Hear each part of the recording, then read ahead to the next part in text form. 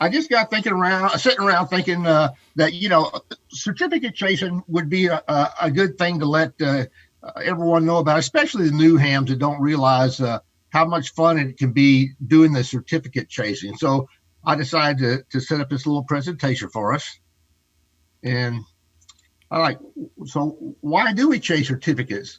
And it makes you feel like you've done something, and believe it or not, it does hone your operating skills because some of these certificates are so well known that it can be some pretty big uh,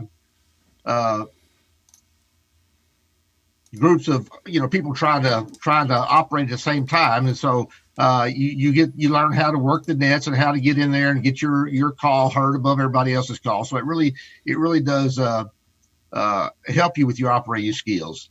And we like to collect things, uh, stamps, certificates, whatever. We like to collect things, and we're competitive. So what's your DXCC total? And I don't know what mine is. I'm up to 200 and something, but I don't know for sure what they are. And we need wall coverings. Remember that time you didn't get through that pileup or whatever to get that call, and you went and put your fist through the wall? Well, you can, when you get to the next certificate, you can cover the hole in the wall up with your certificate there. And it's a lot of fun. And what can we collect? Just about anything and everywhere. Here's some examples. Worked all states, counties, countries, continents, islands, special event stations, parks on the air, et cetera, et cetera. There's a lot of things out there every weekend that you can try to take part in. The biggest one is the ARRL certificates, and I think they're the most popular ones. And the worked all state certificate, that's about the first one that most hams will go after. Fairly easy. All you do is work each of the 50 states and submit the totals, and you get this nice certificate. And then once you've accomplished that, you can go in and get your 5-band worked all states. And you can get these things for a single mode, sideband, or you can get multi-mode, sideband, CW, whatever. After FT8 got going, I decided to work all states on FT8, and believe it or not, I think I got 50 states in a week and a half or something like that. So I put that in for worked all states under FT8. So I've got that one done. The 5-band worked all states takes a lot of time, and I'm working on it now. Jack and I are in a competition, and he's kicking my behind. I think he's almost finished, and I've still got quite a few of the 80 meter, especially. We're trying to do it on FT8 only, so it's quite entertaining. Then there's the Worked All Continents Award. I would say it could be fairly easy, but really some of it for us might be a little difficult, especially Oceania. But you just get one contact on each of the continents and send it in, and you get this very nice certificate. This is a IARU certificate, but the ARL handles all the paperwork and everything for them. And I think they've done a really good job with this certificate. Oh, yeah, and the membership is required with the ARL if you're in the country. The next one is DXCC. I think this is the grandfather of all the awards you can go for. This one, to start off with, you work 100 countries and you get the basic certificate that you see there. It may have changed later or since then, but it primarily looks like that. And then down at the bottom, you'll see these little stamps.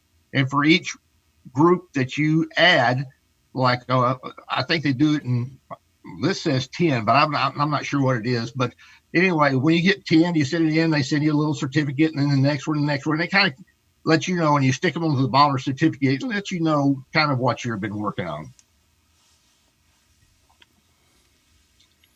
Oh, well, there you go. Premier Operating Award of the ARL.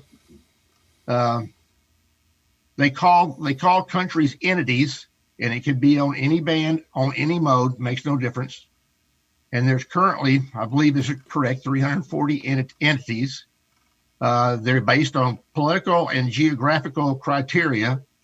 Alaska and Hawaii are each considered their own entity, so that's 2 countries right off the bat. And this list is elastic. The way the political atmosphere goes in some of these countries, you may have a country today and not tomorrow. And then there's some criteria that the ARRL looks at to see if they will put that country on the DXCC list or not. And they also remove countries as a country gets taken over by another country or whatever, then that country no longer exists, so they'll take it off the list.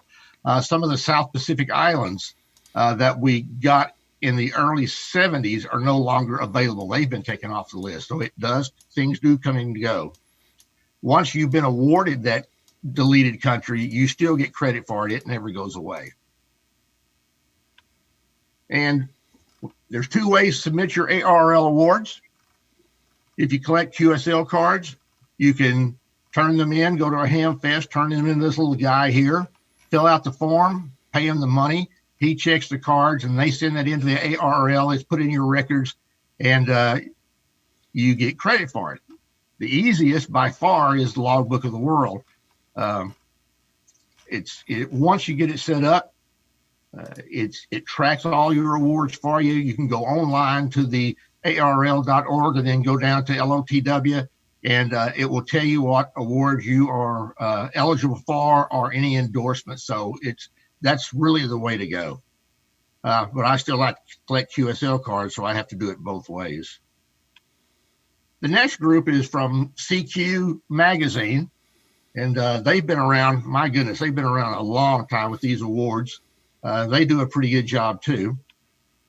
They've got the Worked All Zones Award, and like I said, this started prior to World War II. Like I said, they've been around a long time.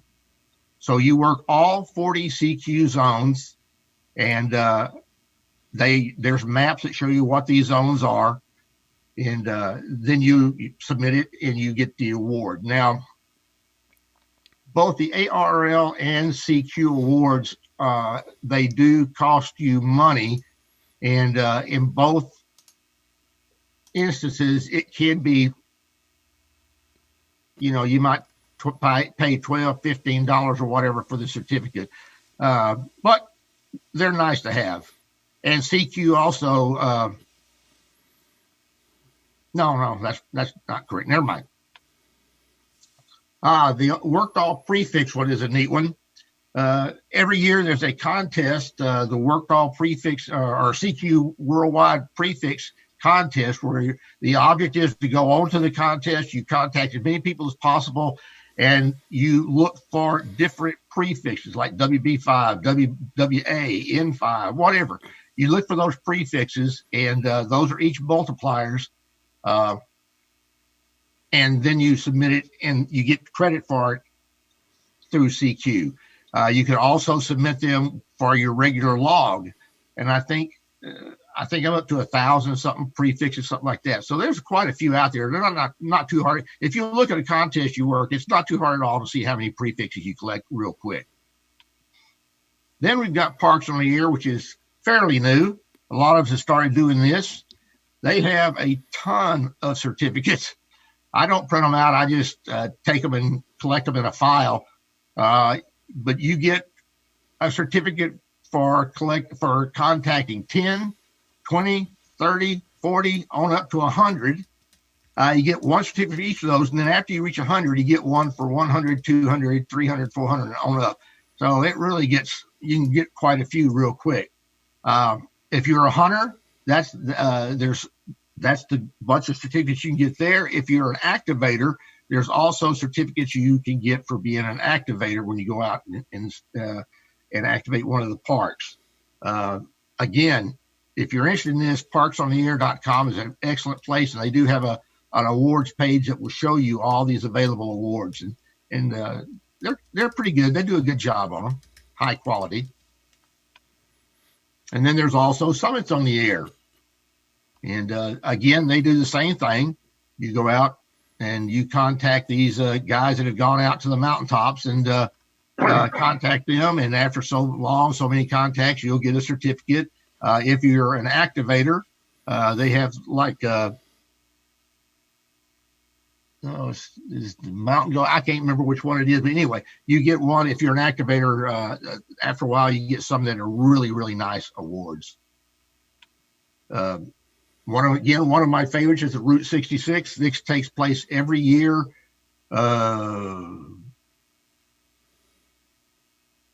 August, September timeframe. I can't remember exactly, but anyway, there are stations set up all along the Route 66 route from Illinois all the way to California, and the object is to try to contact as many of these stations as you can. As you see on the certificate, it starts with W6A and then B, C, and it works around to W6T.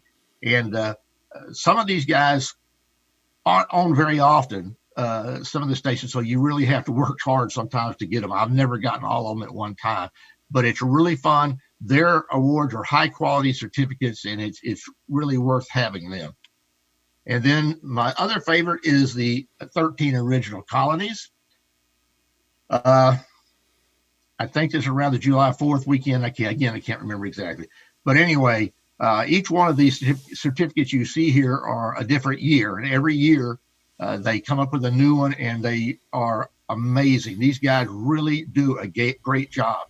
And they have stations in each of the 13 original colonies. And then they have one operator there's an operator in Britain that works a call sign. And if you work him, he counts towards a special little seal on the award when you get it. And then there's one called William Penn. And if you get him, that's another little added bonus to work. Again, very high quality certificates, very nice to have. Down at the bottom, each of those 13 original colonies also come up with their own QSL card. So you can, after the contest is over, if you send them $1 or $2, they'll send you their QSL card for that year, and every one of them changes every year. So it's fun to kind of collect those too. Then the special event stations, like I said, there is something out there every single weekend. Somebody's doing a special event somewhere. They may only give a QSL card, but a lot of them do a QSL card and a certificate.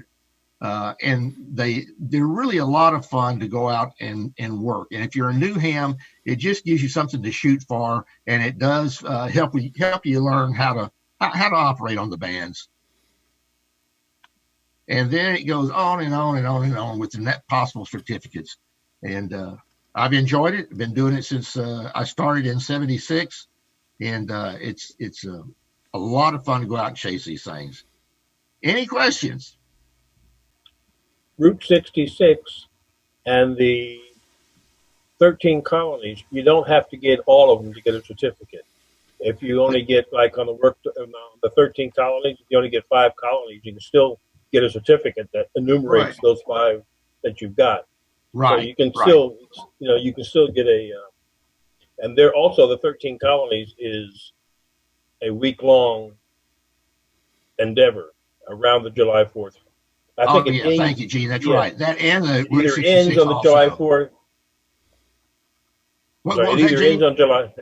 It either ends on July 4th or July 4th is in the middle of the week, but it's a week-long endeavor to try to get all 13 colonies. That's right. And a lot of fun. And a lot of fun. Any other questions for Jeff?